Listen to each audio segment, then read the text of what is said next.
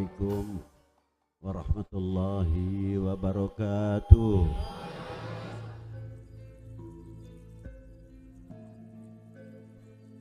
Alhamdulillahil awalu bila ibtida wal akhiru bila intiha, jami'u sifatil ulya wal izzati wal kibriya, wassalatu wassalamu ala imami ahli sofai wal wafa, qutbil anbiya wal awliya, sayyidina wa maulana Muhammadin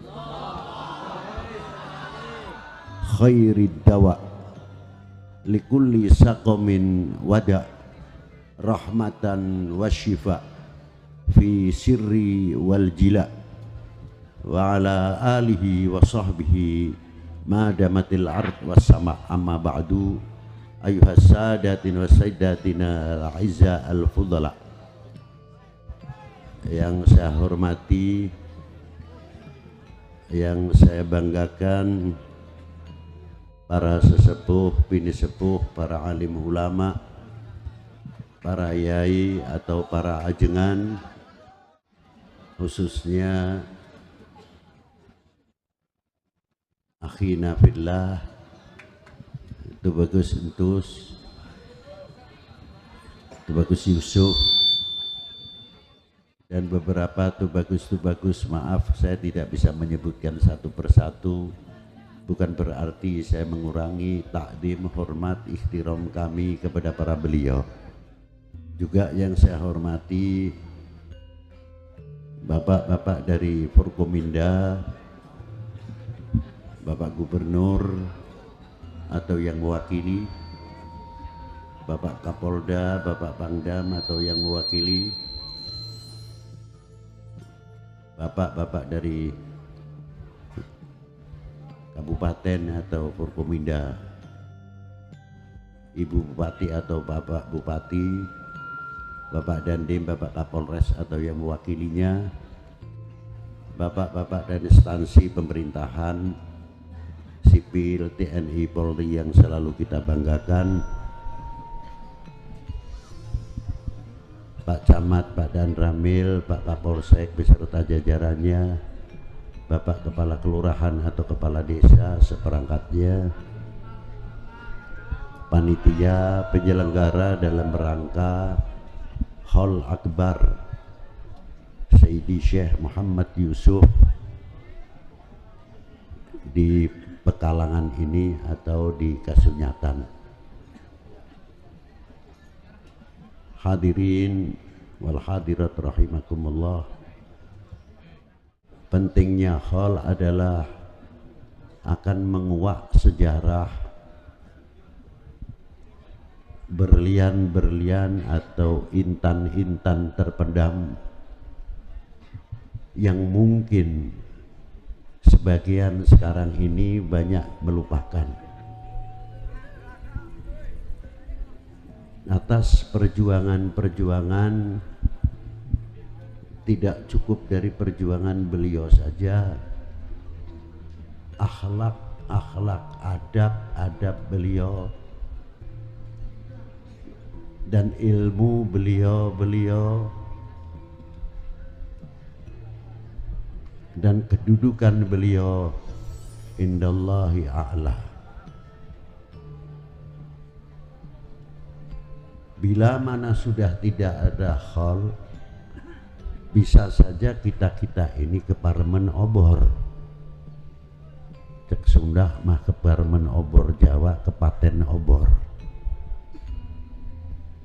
Maka dina ayana khol dina malam iya sesarengan henteu sanes ngalap barokahna para alim ulama, para leluhur simkuring sedayana anu parantos keparingan barokah ti Allah Ta'ala sebab turunan rahmah kersa mitutur atau menceritakan para sesepuh anu mulia linggihna di hadapan Allah Subhanahu wa Ta'ala. Dzikrus salihin tanzilur rahmah, sabda Kanjeng Nabi sallallahu alaihi wasallam, orang yang mau menceritakan riwayat hidupnya para sholihin itu jadi sebab turunnya rahmah. Kalau sebab turunnya rahmah, pasti akan mendapatkan barokah. Yang sangat dikhawatirkan karena orang-orang sebagian itu tidak tahu dan tidak mengenal al-ulama atau para wali, bahkan terkadang menjauh dari para sesepuh, dari para alim ulama. Ini yang sangat mengkhawatirkan, sebab sabda Nabi sallallahu alaihi wasallam, apabila umat ini lari dari para ulama, 3 hal akan diturunkan oleh Allah Ta'ala. Apa yang pertama? Yarfa'ullahul barokah min ma'isyatihi, akan dijabut barokah dari kita semuanya, dalam ekonominya maupun pertaniannya. Nah, kalau kita sudah kehilangan barokah, apa jadinya? Yang ada gersang. Kalau sudah gersang, manusianya panas, buminya pun ikut panas, pohon-pohonnya pun ikut panas, gunungnya pun ikut panas. Pada akhir-akhir ini berapa gunung-gunung yang bererupsi? Tidak satu gunung waktu saya kecil, hanya paling kita melihat hanya gunung berapi, lainnya tidak. Sekarang ada gunung ini, gunung itu, gunung lain-lain. Karena apa? Ikut merasakan kehilangan barokah. Apakah kita ingin kehilangan barokah? Pastinya tidak. Kalau tidak, bagaimana? Harus kita mendekat kepada para al-ulama as-salihin wal auliya il-arifin. Dan semakin dekat kita kepada para beliau-beliau, apalagi kita tahu riwayat hidupnya para beliau. Banten ini Masya Allah luar biasa. Di sini ini sebenarnya gudangnya ulama. Bukan saya kebetulan di Banten lalu saya ngomong Banten, karena saya kenal Banten, saya ngerti Banten. Jadi saya berani mengatakan, kalau Banten menjadi mercusuar percontohan, ini sangat luar biasa dan memang sudah pantas. Loh, itu akhlaknya yang baik, adabnya yang baik. Karena siapa? Karena di sini ada tokoh mutiara yang luar biasa. Yang pertama siapa? Maulana Hasanuddin Al-Bantani. Sebelum itu siapa? Maulana Syarif Hidayatullah. Beliau seorang qutbil aktab di zamannya. Guru Mursyidul Kamil Sayyidi Syarif Hidayatullah. Silahkan berpendapat silsilah masa bodoh, saya tidak mau tahu itu. Bahwa Maulana Syarif Hidayatullah bin Umdatuddin Abdullah bin Ali Nurul Alam bin Jamaluddin Husain bin Ahmad Shah Jalal. Beliau di mana Ahmad Shah Jalal? Beliau di Annam. Sekarang masuk daerah Vietnam. Beliau meninggal di sana. Ketika beliau masuk ke daerah Annam, di situ hebatnya ada satu agama, ada 2 kerajaan, satu agama 2 kerajaan ini bertikai tidak ada habis-habisnya, baku hantam dan makan korban. Siapa yang bisa mempersatukan? Al-Imam Ahmad Shah Jalal. Itu beliau masuk dengan akhlaknya dan adabnya luar biasa, diterima oleh 2 kerajaan. Akhirnya 2 kerajaan berhenti di dalam pertempuran, yang akhirnya memilih Imam Ahmad Shah Jalal menjadi sultan di daerah mana? Di daerah Annam, yang pada waktu itu Annam sering bertempur dengan daerah Champa atau Cham. Dari situlah beliau berdiri luar biasa. Jadi kalau Maulana Hasanuddin menjadi sultan tidak heran karena kakeknya pemersatu umat, pemersatu bangsa. Loh, itulah hebatnya. Bukan bikin ricuh. Ini beliau. Anak-anak beliau luar biasa. Ada yang berjuang di mana beliau di Cina, namanya Qutbul Alwi, Maulana Yunus, dan beberapa lagi putra putri beliau yang sangat hebat. Ibnul Imam Abdullah Udmat Khan bin siapa? Bin Amir Abdul Malik. Bin siapa? Bin Alwi Amal Faqih yang meninggal pada tahun 613 Hijriah. Ibn siapa? Ibn Imam Muhammad Sahib Marbat, tokoh muhadithin pada waktu itu. Paman beliau terkenal sekali, Al-Imam, terkenalnya Al-Muhaddith Al-Musnid, Al-Imam Ahmad bin Ali bin Al bin Muhammad Al bin Jadid bin Abdullah bin Ahmad Al-Muhajir, tokoh muhadithin yang luar biasa.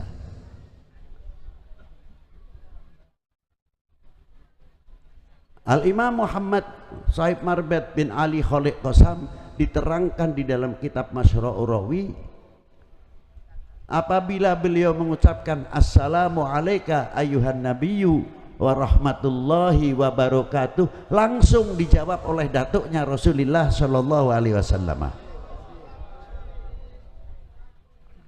Bin Ali Khaliq Qasam bin Alwi bin Muhammad bin Alwi bin Abdullah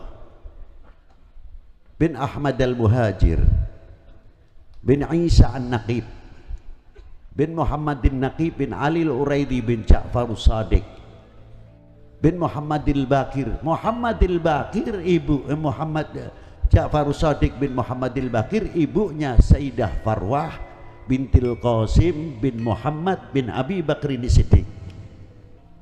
Jadi Maulana Yusuf maupun Maulana Hasanuddin cucu Imam Ali bin Abi Thalib, cucu baginda Nabi sallallahu alaihi wasallam, cucu Sayyidah Fatimah Zahra, cucu Sayyidina Imam Abi Bakrin Siddiq.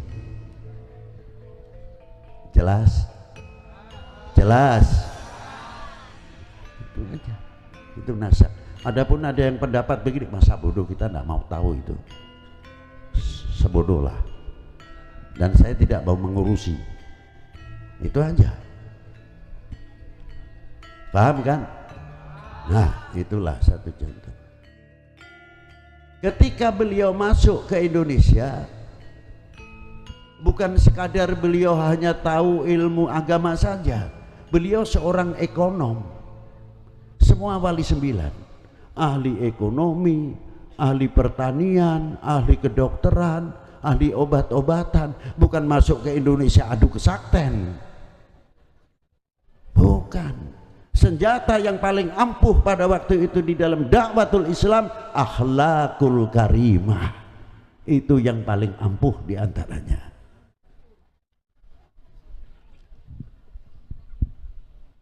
Beliau melalui India dahulu, makanya di sini ada campuran cara mengaji, mengeja Al-Quran. Alif lam mati jabar al, ha mim mati jabar ham, dal apes alhamdu. Jarang yang menggunakan alif lam mati jabar, alif fathah, alif lam mati fathah al, jarang. Tapi banyak menggunakan alif lam mati jabar a.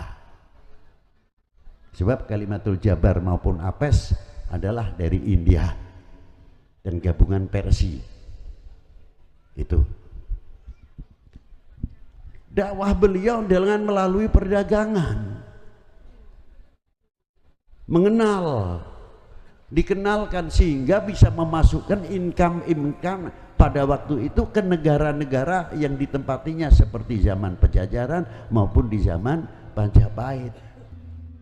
ekonominya sangat maju, bagaimana memutar roda ekonomi di dalam berdakwah? Apakah ya Habib Lutfi? Tidak. Begitu pidato datang nanti ngarep-ngarep amplopnya tebal atau tipis. Bukan seperti itu. Kita dakwah masuk ke Banten sudah tola'al badru alaina min staniyatil wada. Dan luar biasa. Dulu kita pertama kali masuk Maulana Syarif Hidayatullah ke Sunda Kelapa, belum mengerti orang-orang itu siapa beliau, waliullah atau tidak, masih sedikit yang mengerti. Mana mungkin beliau masuk ke apa namanya Sunda Kelapa sudah tola'al badru alaina, tidak mungkin. Mungkin yang ngerti sekian persen dari jumlah. Beliau berdakwah tidak cukup hanya dengan lisan. Nih, membangun ekonomi, membangun pertanian.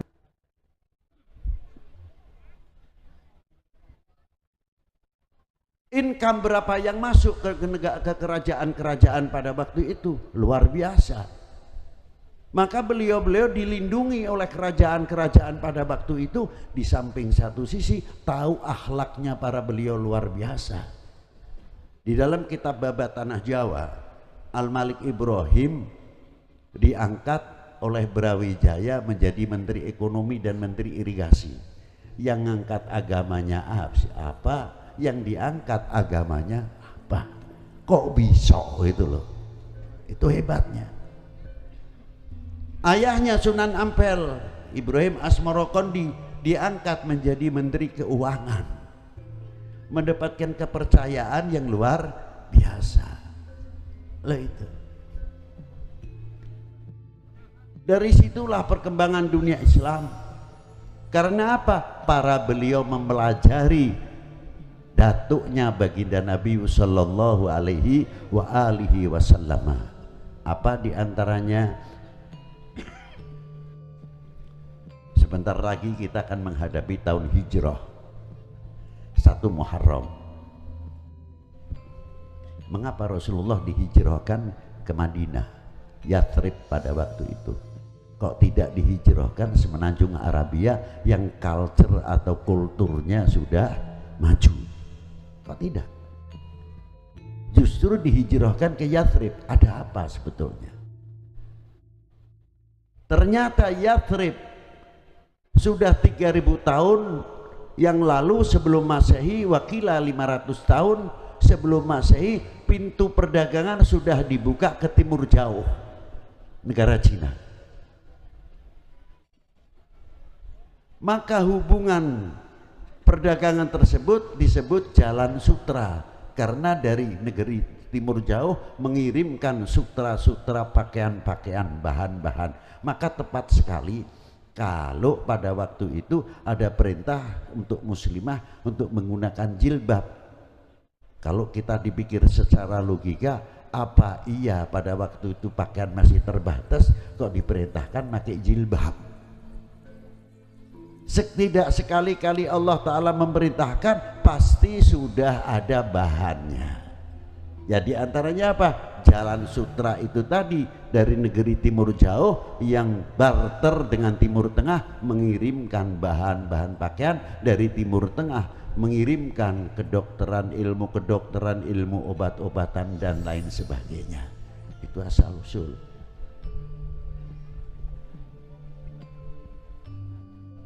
Maka ditiru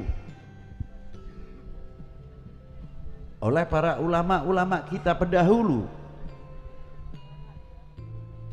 Lain daripada itu, ketika Rasulullah hijrah, melihat situasi bagaimana keberadaan,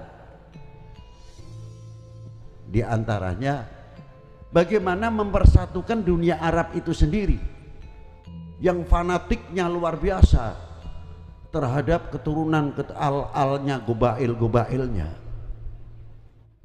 Kalau seorang lelaki tidak mempunyai anak lelaki, dianggap abtar, dianggap banci. Maka dilontarkan pengejekan kepada Rasulullah karena anak lelakinya mati masih kecil-kecil meninggal. Yang ada perempuan-perempuan semua, Sayyidah Zainab, Sayyidah Ruqayyah, Sayyidah Ummu Kalthum, Sayyidah Fatimah Zahra binti Rasulullah sallallahu alaihi wasallam. Dicap abtar, dijawab oleh Allah Subhanahu wa taala. Maka dari sinilah mengapa Rasulullah diturunkan keturunannya dari perempuan untuk menjawab dunia Arab. Ayatnya diturunkan apa? Inna a'tainakal kautsar fasholli li rabbika wanhar. Jadi siapa yang abtar? Orang yang mengatakan Rasulullah abtar, mereka sendirilah orang abtar. Artinya yang banci. Satu. Yang kedua, ada yang namanya di Madinah terkenal dengan, bukan deklarasi Madinah, apa namanya itu sendiri, Piagam Madinah. Diangkat oleh Rasulullah kelompok-kelompok Yahudi, orang Arab yang suku-suku yang luar biasa, diuangkan oleh Rasulullah, diberi bagian-bagian masing-masing hak-haknya. Jadi kalau kita berkata toleransi, tertinggal oleh baginda Nabi Shallallahu Alaihi Wasallam, lebih didahului oleh Nabi Shallallahu Alaihi Wasallam. Karena apa? Mengingat pada waktu itu dunia Arab suku bangsa yang berbeda, macam-macam, dan agama yang berbeda. Bagaimana supaya dunia Arab tidak pecah? Itu secara kenegaraan, secara kebangsaan. Rasulullah sudah memberikan contoh pada waktu itu. Adapun risalahnya berbeda. Risalah bukan untuk bangsa Arab saja, risalah untuk rahmatan lil alamin. Itu hebatnya. Maka ditiru oleh para wali 9, para kakek-kakeknya yang masuk ke negara manapun dengan perjuangan, dengan menjalankan sektor ekonominya, pertaniannya sesuai bidang masing-masing. Maka perkembangan Islam di Indonesia, Jawa pada khususnya pada waktu itu, bagaimana perjuangan-perjuangan para beliau. Apa dikira pada waktu zaman Wali 9 tidak mampu membuat masjid yang top? Mampu. Tapi coba lihat Masjid Agung Cirebon, Masjid Demak, cukup sederhana. Karena apa? Belum tentu pada waktu itu semua mengenal masjid. Dibikin pola sederhana, lain daripada itu sisanya yang lebih penting membangun sektor ekonomi, bagaimana yang masyarakat kecil, masyarakat yang ekonominya masih kecil diperhatikan oleh Wali 9, dihidupkan oleh para beliau sehingga ekonominya maju pada waktu itu. Itu dakwah beliau radhiyallahu taala anhum. Lain lagi yang ilmu obat-obatan, ilmu ketobiban dan lain-lainnya. Lalu ilmu pertanian bagaimana lagi? Beliau dengan dakwah cara begitulah yang menarik sekali, sehingga orang yang tidak tahu ilmu kesehatan, kalau Habib Lutfi dakwah sudah enak, melihat ibu-ibu sudah berjilbab luar biasa. Coba wali-wali 9 dahulu, apakah kita masuk ke Indonesia sudah ngerti jilbab? Yang dihadapin macam-macam. Ada yang dari pusat ke atas masih terbuka, kalau toh ada masih terbatas cara pakaiannya, belum yang mengerti wudhu, belum mengerti yang haid harus sesuci dan sebagainya. Inilah kesabaran yang dirintis oleh para beliau, sangat luar biasa. Kita ini sekarang tinggal nemu nikmatnya saja, tinggal meniru. Itulah diantara para beliau-beliau. Ma'asyiral muslimin rahimakumullah. Diteruskan oleh regenerasinya, perkembangan sangat luar biasa. Sering saya ungkapkan apa diantaranya, bagaimana membangun al-ukhuwatil wataniyah, al-ukhuwatil islamiyah. Makanya kalau Habib Lutfi ditanya, Bib, istimewaannya ziarah Wali 9 itu apa? Kalau saya jawabnya bingung, Jadi saya jawab malu. Istimewanya ziarah wali 9 malu. Loh, bukan barokah, terlalu tinggi. Karomah apalagi? Malunya sebab apa, Habib? Coba kita buktikan sekarang. Ini toko-toko begini gak ramai. Di Maulana Hasanuddin Banten ramai toko-toko sehingga menjadi pasar. Seandainya di situ tidak ada Maulana Hasanuddin, kira-kiranya ramai tidak? Ramai tidak? Di sini supaya tidak ada Maulana Yusuf, ada enggak toko-toko seperti begini? Di luar Batang, di Gunung Jati, kalau tidak ada Syarif Hidayatullah, di situ ramai tidak? Kita mau jualan sama kuburan, bisa disangka orang gelo nanti. Nah, ini bukti yang nyata. Jadi kalau kita pikir orang yang sudah wafat, Maulana Hasanuddin meninggal pada tahun 1570, beda pendapat silahkan. Maulana Yusuf meninggal 1580, Maulana Syarif Hidayatullah meninggal 1568, terpaut 2 tahun dengan Maulana Hasanuddin Banten. Berarti kalau sampai sekarang sudah 400 tahun yang lalu. Masih mampu menciptakan ekonomi kerakyatan, perdagangan hidup dari yang kecil sampai yang besar. Kalau tidak sebab Maulana Hasanuddin Banten, tidak sebab Maulana Yusuf, apalagi kakeknya Maulana Syarif Hidayatullah, mestinya kita malu kepada para beliau. Jangan khilafiyah saja dikembangkan, ribut, nanti mau pemilu 24 sendiri sudah ramai lagi, belum yang lain-lain. Talqin, tahlil, maulud, manakib tidak ada habisnya. Negara lain sudah membangun segala kekuatan senjatanya sampai dalam bidang pertaniannya, ekonominya. Kita terkadang kehilangan. Loh, kok kehilangan, Bib? Iya. Kehilangan apanya, Bib? Kita, negara kita itu subur, agraris, maritim. Di sini yang tidak bisa ditanam itu apa? Kurma saja yang di Timur Tengah di sini tumbuh kok. Tinggal kita bagaimana caranya berbuah. Tapi anehnya kurang rasa memiliki, kurang merasa membanggakan. Mestinya kalau jambu ditanya, jambu apa ini, Beb? Jambu Indonesia, bukan Bangkok. Katanya ekonomi ingin maju. Ingin maju tidak? Kalau ingin maju, balik kita.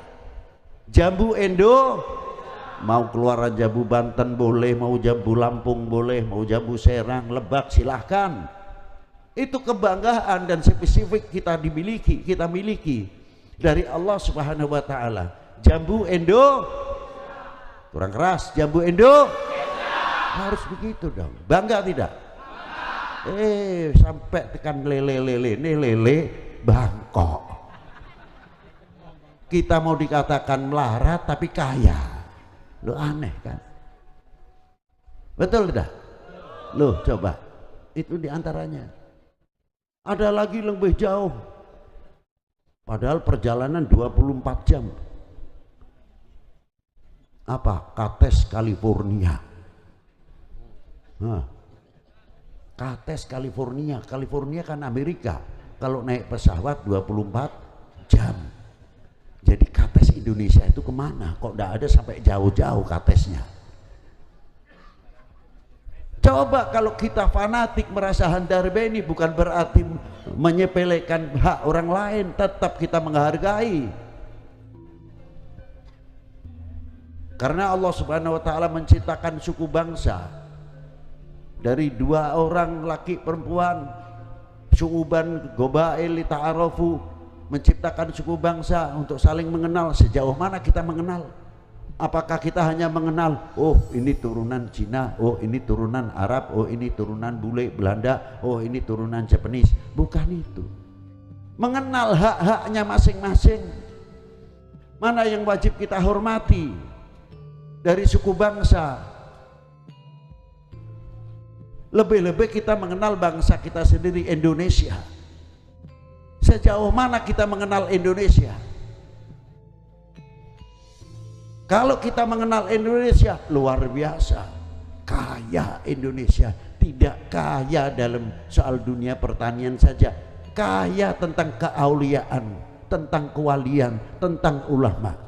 Di Jawa ini khususnya, dari mulai Banten, Serang, dari mulai Banten ini tiap pesisir sampai ke Gresik, tidak mati 1 kilo 1 atau 2 kilo 1 ada maqamatul aulia, luar biasa. Jadi pagar tanah Jawa ini tidak lepas pagar wali minal auliaillah. Coba kita urut saja dari sini. Setelah dari Serang, Banten, Serang ke Tangerang, Syekh Kuro, Tak Nara, tempat kelahiran Ki Nawawi. Maju lagi sedikit, Luar Batang, Kampung Bandang, Pangeran Jayakarta. Maju lagi Syekh Kuro, tidak jauh semuanya. Maju lagi sampai ke Indramayu, sampai ke Gunung Jati, sampai ke Tegal, sampai ke Semarang, Demak, semua pesisir sampai ke Gresik. Jadi Indonesia itu bukan kaya tentang kesuburan saja, subur tentang keauliaan, waliullahnya banyak sekali di Indonesia. Kita tinggal kita mensyukuri atau tidak. Nah itu.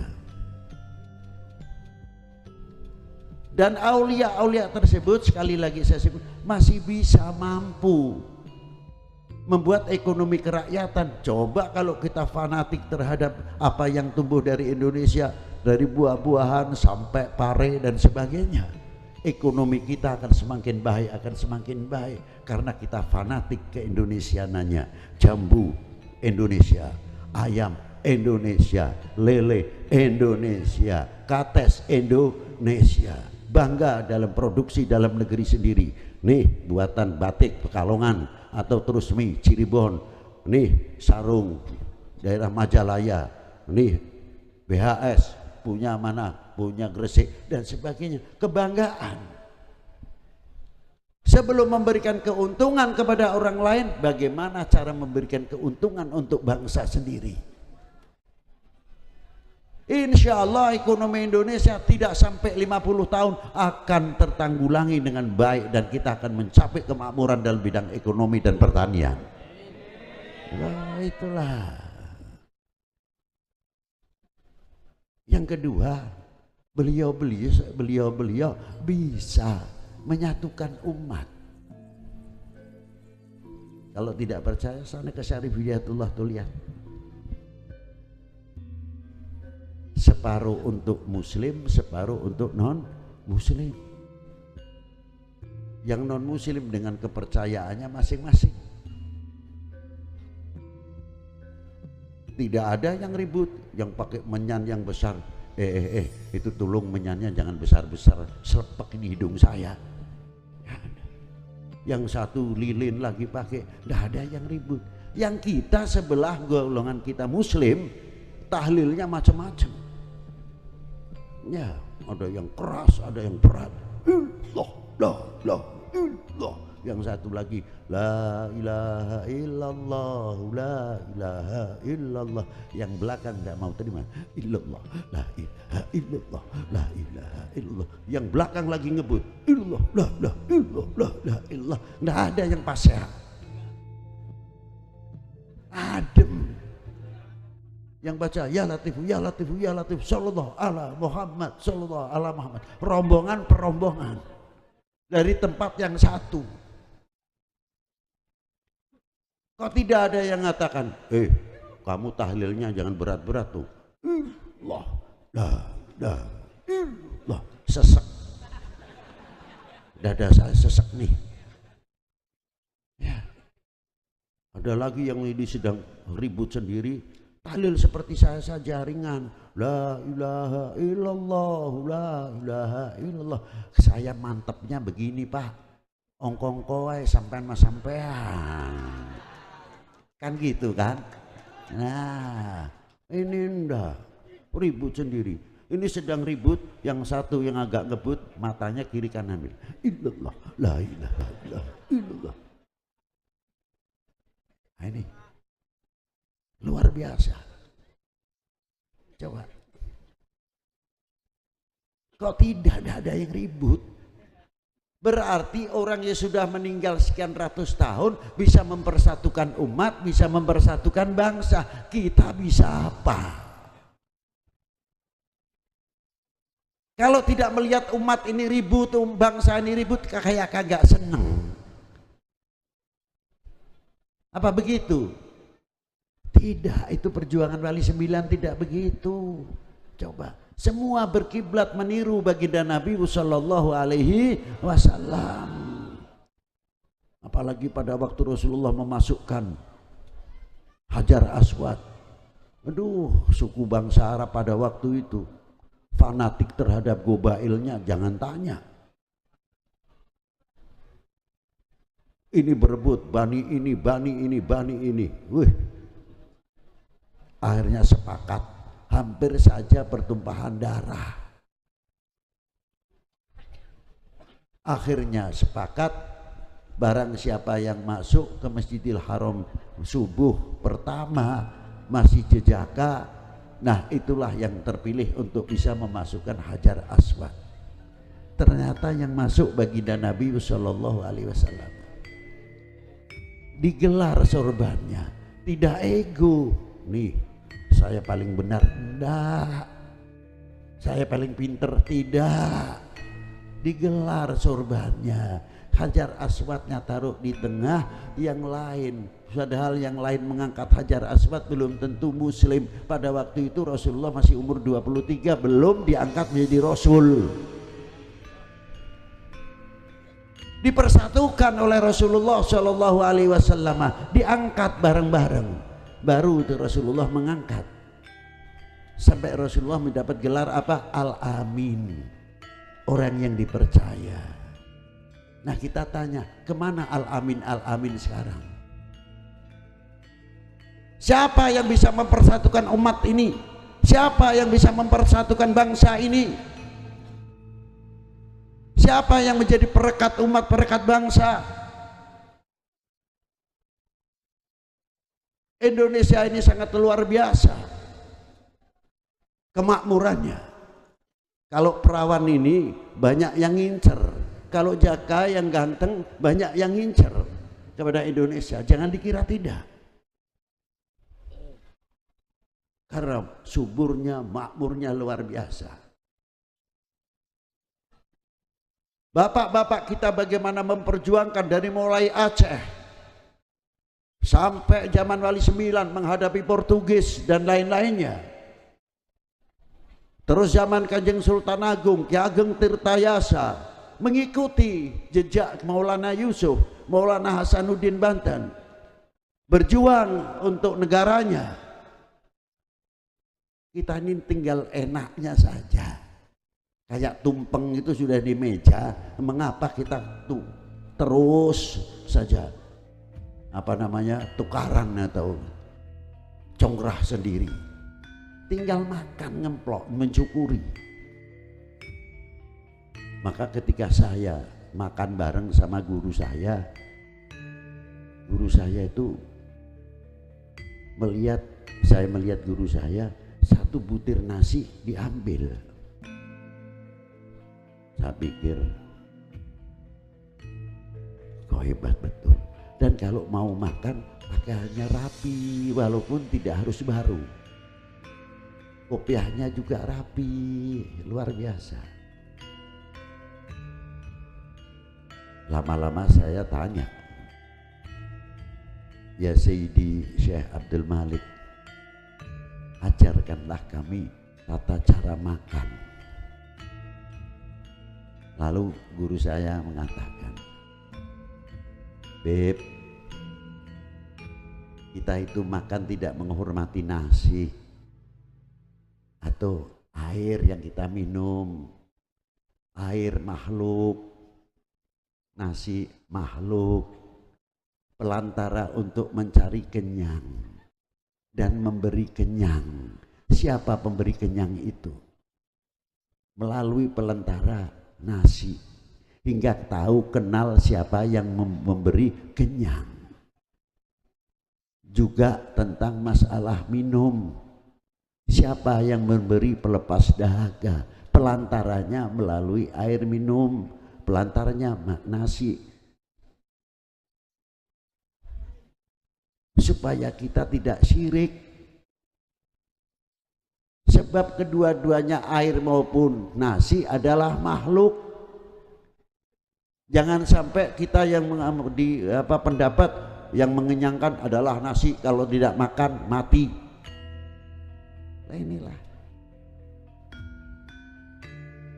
dikenalkan oleh guru saya kalau makan berpakaian begini Habib, saya menghormati kepada pemberi rezeki. Loh, adab itu, makan saja pakai akhlak, menghormati. Kalau satu butir saya ambil selagi tidak madorot, walaupun pari saya baru panen, ini jangan sampai kibir hati saya. Apa? Kok satu butir nasi saja kok diambil, kan baru panen. Kita punya uang, mau beli 1 kintal cukup kok, ngurusi 1 butir nasi. Bukan itu, 1 butir nasi, jangankan lagi 1 butir nasi, 1/10 1 butir nasi saja kita tidak bisa membuat, tidak bisa menciptakan. Yang menciptakan siapa? Huwallah. Siapa? Huwallah. Kita hormat tidak kepada yang menciptakan, hormat, ambil. Kalau itu menyebabkan madorot, sisihkan, biar mungkin jadi rezekinya ayam atau siapa. Begitu jauh kiai sepuh kita cara makan saja pakai akhlak wal adab. Coba. Bukan itu saja Habib. 1 butir nasi ini berapa ratus tangan yang ikut andil. Sebelumnya sawah, berapa yang mencangkul, berapa yang mulai tebar, setelah itu tandur tanam, setelah itu matun, merabuk dan lain sebagainya sampai tumbuh padi. Doanya kayak apa bapak-bapak kita yang punya sawah? Ya Allah, ya Rabb, jangan sampai kena wereng, jangan sampai kena berit atau tikus dan sebagainya. Mengharapkan sekali dengan doanya. Sampai panen, sampai jadi gabah. Apa langsung kita makan gabah? Tidak. Masukkan rismil dulu jadi beras, dari beras tidak cukup sampai jadi nasi. Berapa yang ikut andil menanak nasi dan sebagainya. Maka doanya Pak dibimbing oleh Rasulullah, kepedulian kita sesama kita. Makanya doanya tidak menggunakan kalimatul mufrad. Allahumma barikli, tidak. Allahumma barik lana, pakainya jamak. Supaya apa? Yang mencangkul dapat, yang tanam dapat, yang tebar dapat, yang matun juga dapat, yang menjaga supaya tidak kena hama dapat, yang menanakkan nasi mendapat dalam Allahumma barik. Hebat sekali. Jauh kita kepedulian terhadap sesama kita. Itu tidak cukup dalam itu saja, sampai di dalam sholawat pun Imam Syafi'i menafsirkan Allahumma sholli ala Sayyidina Muhammad wa ala ali Sayyidina Muhammad wa ala ali, dalam maqamati doa di sini memasukkan semua umat al-muslim dalam maqamati doa. Kalau wa ala ali makna keluarga sudah jelas kalau itu. Tapi bagaimana memasukkan umat di dalam doa? Masukkan wa ala ali Sayyidina Muhammad, bukan keluarga Nabi saja, umat Sayyidina Muhammad sallallahu alaihi wasallam. Dan kita bawa waktu sholat Allahumma sholli ala Sayyidina Muhammad wa ala ali Sayyidina Muhammad, berhubungan terus dengan umat Sayyidina Muhammad di doa. Tidak cukup dari itu saja. Waktu ketika Rasulullah menerima assalamu alayka ayuhan nabiyyu wa rahmatullahi wa barakatuh, satu kehormatan yang luar biasa dari Allah Subhanahu wa taala. Rasulullah ingat sama umatnya, sama ibadillahi sholihin. Rasulullah minta assalamu alaina wa ala ibadillahi bukan untuk pribadinya saja. Jauh sudah dipikirkan umatnya, para sholihin sudah didaftarkan kepada Allah Ta'ala assalamu alaina wa ala ibadillah sholihin. Tinggal kita syukur sudah jauh mana. Coba. Begitu juga waktu salat, bukan ihdini tapi ihdina, tunjukkanlah kami semuanya jalan yang lurus. Kepada siapa? Umpamanya ada orang yang sakit dari saudara kita mukmin, ya Allah ya Rabb, tunjukkanlah jalan yang lurus ketika nazak supaya dapat husnul khotimah. Ihdinas siratal mustaqim. Yang sakit juga kita doakan ihdinas siratal mustaqim, semoga dia sakitnya mendapat jalan yang lurus, tidak suudzon kepada siapapun. Dijaga ihdinas siratal mustaqim. Yang ahli ekonomi, yang dalam dunia perdagangan, semoga dia mendapat petunjuk dari Allah Subhanahu wa taala, jauhkan dari kerugian-kerugian. Ihdinas siratal mustaqim. Luar biasa hubungan antar al mukmin ahul mukmin, al muslim ahul muslim. Jauh. Contoh yang banyak dalam sholat. Jadi hubungan wa ala ali Sayyidina Muhammad luas sekali. Kita kembali kepada nasi satu butir itu tadi. Kalau kita sudah tahu sebutir nasi begitu hebatnya, bagaimana bangsa ini? Bagaimana republik ini?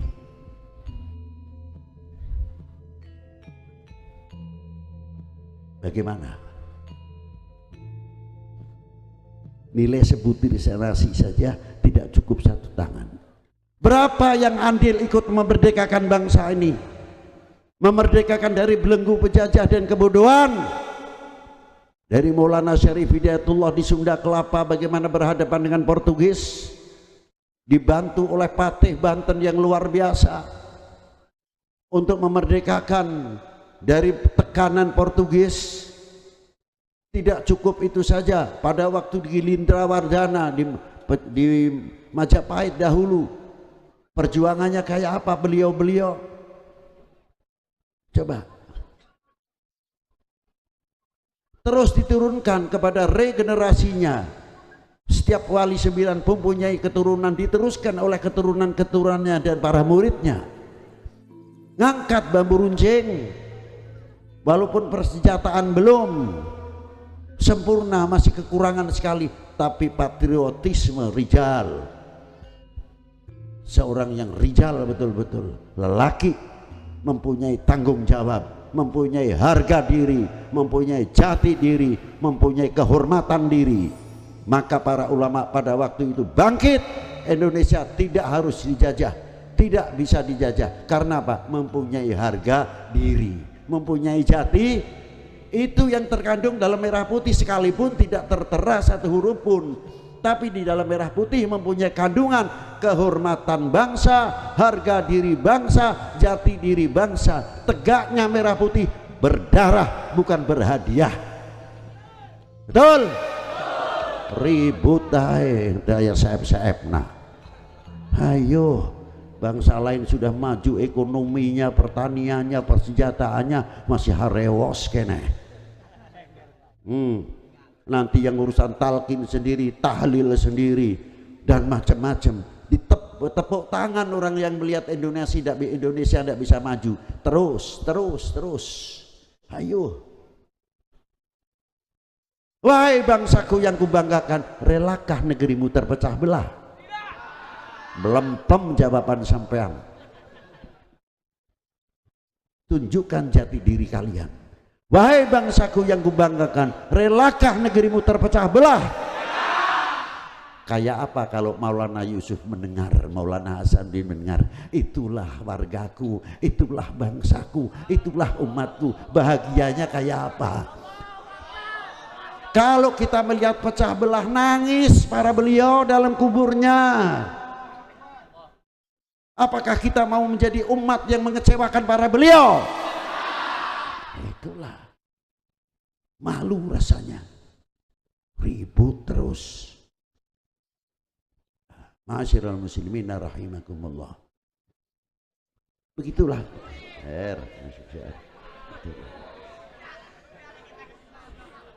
Insya Allah yang tumpah banyak rezekinya. Jangan dimarahin. Ya.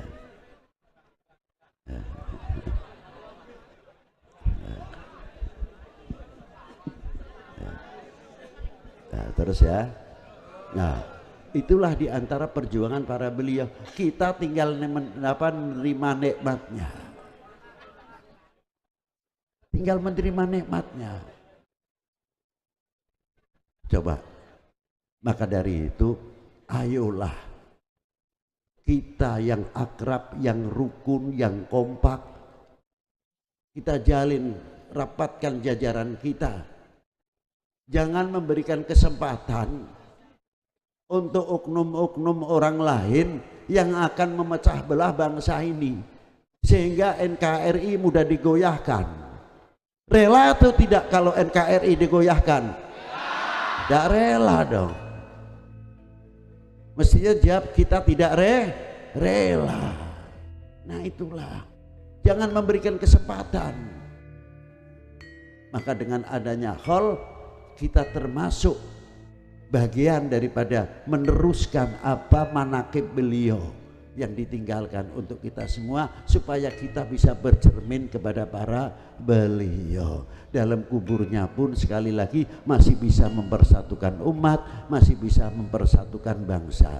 Prinsip harus dipegang untuk kita semuanya. Jangan sampai kita ini menjadi umat yang memalukan para beliau. Itu yang penting, paham? Jangan sampai kita ini memalukan para beliau di dalam bakanya.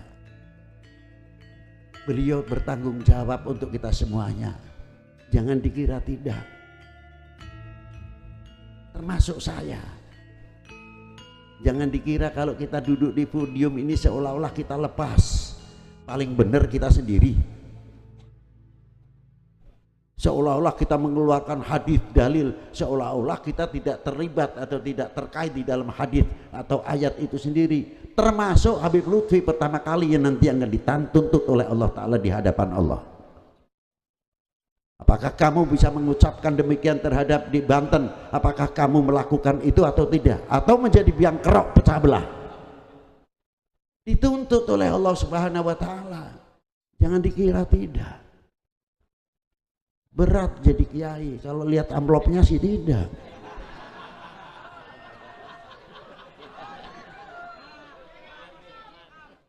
Aman nih kata si Aman.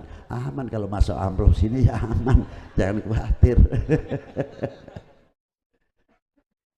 Asyirul muslimin rahimakumullah. Inilah beratnya seorang mubalik. Tidak sekadar hanya kita pandai mengatur tutur kata, tapi kita takut sebenarnya.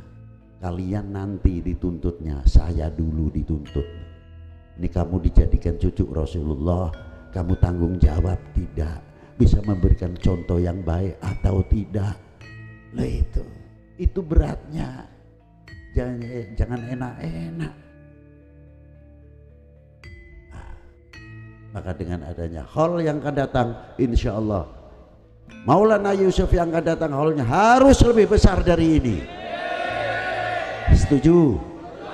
Nanti haulnya Maulana Hasanuddin juga sama harus lebih besar. Itu syiarul Islam yang luar biasa untuk kita, bahwa Indonesia banyak ulama-ulama yang luar biasa yang menjadi cermin kita semuanya.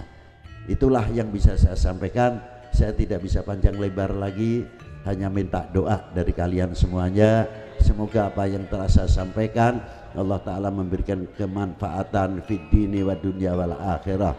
Dan saya minta kepada Allah Subhanahu wa Ta'ala, khususnya yang hadir pada malam haul hari ini, semoga mendapat barokah dari Rasulullah, diaku menjadi umatnya Rasulullah Sallallahu Alaihi Wasallam, dan mendapat syafaatnya Rasulullah Sallallahu Alaihi Wasallam dengan pelantara Maulana Yusuf, dari pelantara Maulana Hasanuddin Al-Bantani, dari pelantara Masjid Bangku Bumi, dari pelantara Abul Mafakhir, dari pelantara Abul Maali, dari perantara kakek-kakek para beliau, nujumil huda wa masabihid dalam. Kurang lebihnya demikian, wal afu minkum, wassalamualaikum warahmatullahi wabarakatuh. Ini saya disuruh jadi pemborong ini oleh Ketua Bagus Yusuf ini. Sudah khutbah suruh doa lagi.